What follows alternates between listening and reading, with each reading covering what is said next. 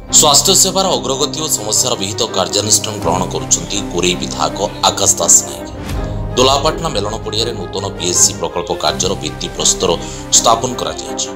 बंदाल पंचायत सरपंच विष्णु रथक नेतृत्व में आयोजित भित्तिप्रस्तर स्थापन कार्यक्रम में कोरेई विधायक आकाश दास नायक अतिथि भाव जोगदे नड़िया बाड़े कार्यर शुभारंभ करथिले। एसहित यह पीएससी कार्य शेष होले ग्रामांचल स्वास्थ्य सेवार विकास होब बोली विधायक श्री दास नायक कहते। এই কার্যক্রমে শহ শহ সংখ্যার স্থানীয় গ্রামবাসী উপস্থিত ଥିଲେ।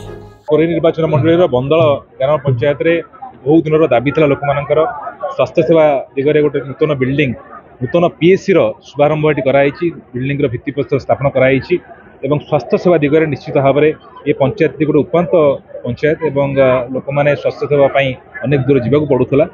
बड़ खुशी कथा आज ये कार्य आरंभ होती आशा और विश्वास निश्चित भाव में यार सेवा सारा पंचायतवासी पाइबे एवं निश्चित भाव में ये कार्य द्वारा पंचायतवासी और आखपाख पंचायत लोक मैंने उपकृत है।